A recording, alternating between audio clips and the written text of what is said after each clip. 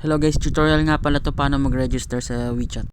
Pag magsa-sign up kayo, is-sign up nyo via mobile na lang. Enter nyo yung name nyo guys, name, pangalan. Then pagtapos nun yung country or yung region nyo, Philippines. Then pagtapos nun, i-enter nyo naman yung phone number nyo.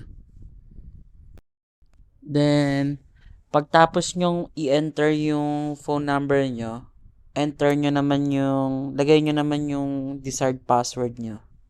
Huwag nyo kakalimutan yan guys ha. Kailangan kabisado nyo yan. Then, check nyo lang yun. Yan, authenticate. Security verification, authenticate nyo. Slide nyo lang yung puzzle. Then, maghahanap kayo ng mag-i-scan ng QR code nyo. Ayan, pagtapos nyan, pasok. Verification completed na, diba? Yan, nakapasok na sa WeChat. Ganyan lang gumawa ng WeChat. Ganyan kadali. Pag may kakilala kayo.